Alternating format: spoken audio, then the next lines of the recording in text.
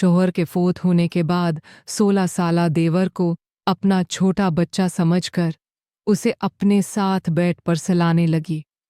कुछ दिन तो मैंने हाथ से गुजारा किया, लेकिन एक राज अपने देवर को सोते हुए हशाश पशाश देखा तो मेरी आंखें फटी के फटी रह गई, क्योंकि मेरे देवर का तो इतना लंबा मेरा नाम बशरा है। और कुछ दिन पहले मेरी शौहर इस दुनिया से रखसत हो गए।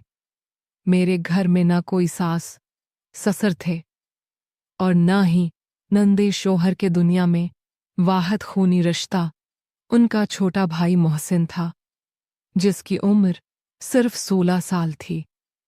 मैंने मोहसिन को हमेशा अपने बच्चों की तरह समझा था, लेकिन मोहसिन मुस्तकबिल में सब कुछ टेस नेस कर देगा। मैंने कभी सोचा भी नहीं था। मेरा देवर मोहसिन मेरी शादी के दिन बेहद खुश था और कह रहा था कि उसे एक नई माँ मिल गई है। लेकिन मेरी माँ हमेशा मुझे समझाती थी कि बेटा, तुम्हें देवर तुम्हें ली मुहर्रम नहीं है, उससे फासला रखा करो। कल को जब वो बड़ा हो जाएगा तो तुम पर पर्दा लाजिम होगा। अब उसे शहादत डाल लो कि वो तुम्हारे कमरे में बगैर इजाज़त ना आए। उम्मी की ये बातें सुनकर मुझे अक्सर लगता कि वो मोहसिन के बारे में बुरा सोचती हैं और उनकी बातों पर मुझे गुस्सा भी आता। लेकिन आज जब मैं बेसहारा हो चुकी थी और मेरा शोर इस दुनिया से चला गया था, मेरी आंखों सांसों बहर रहे थे। मैंने कभी सोचा भी नहीं था कि मेरा शोर मुझे अपने 16 साला भाई के सहारे छोड़कर दुनिया से रुखसत हो जाएगा।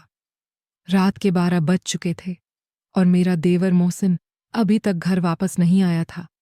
वो शायद अपने भाई के रिश्तेदारों के साथ मसरूफ था और मैंने ये सोचकर खुद को मुतमीन कर लिया कि वो घर नहीं आएगा तो शायद मैं खुद को ज़्यादा महफूज महसूस करूंगी। मुझे बार बार माँ की बातें याद आ दी। अचानक दरवाजे पर दस्तक हुई। मेरे दिल में एक अनजाना खौफ सा महसूस होने लगा। बाहर से मोहसिन की आवाज़ आई, भाभी दरवाज़ा खोलें। मैं हूं, मैंने हचके चाहते हुए दरवाज़ा खोला। आज तो मुझे एक घर सुनसान व खाली लग रहा था, जैसे मैं किसी जंगल में खड़ी हूं। मोहसिन मुझे छोटे से भेड़िया की माँ ने दिखाई देने लगा। पता नहीं क्यों मैं उसके बारे में इतना मनफी सोचने लगी थी। वो बोला, भाभी आपने खाना खाया? उसने मेरी मासूमियत से नज़र चुकाते हुए पूछा और एक हाथ में एक थैली पकड़ी हुई थी जिसमें चाहोल थी। उसने प्लेट में चाहोल निकाले और मेरी सामने रख दिए। फिर बोला, भाभी मुझे खाना बनाना नहीं आता तो मैं आपके लिए बाहर से ले आया हूं। आप यूं बखी न रहें, मैं अपने भाई के बाद अपनी माँ को खोना नहीं चाहता। उसकी आंखों में आंसू थे। वो मुझे माँ कह रहा था, मगर मेरी माँ की बातें बार बार मेरी जहन में गर्दिश कर रही थी। मोहसिन ने कहा, भाभी आप फिक्र न करें, मैं आपका सहारा बनूंगा और प्रेस आप इस घर से मुझ चाहिएगा। इसकी बातें बहुत जज्बाती थी, मगर मेरी जहन में बेशुमार खर्चात अप रहे थे। फिर उसने कहा, भाभी आप इस कमरे में सो जाएं। दूसरा कमरा सेनों के करीब है और मुझे ऐसा लगता है कि आपको वहां नहीं सोना चाहिए, क्योंकि अब गांव में सबको पता है कि भाभी की भाई की वफात हो गई है और कोई भी सेनों उतर कर बड़ी नीयत से हमारे घर आ सकता है। मुझे हैरत हुई कि 3 छोटी उम्र में मोहसिन ऐसी बातें कर रहा है, लेकिन उस वक्त उसकी बात मुझे ठीक लगी। उसकी ख्वाहिश के मुताबिक इसकी कमरे में चली गई, जबकि उससे पहले कि वो मेरे शौहर सेनों के करीब वाले कमरे में रहते थे, इसलिए सब कुछ मेरे लिए नया और अजीब था।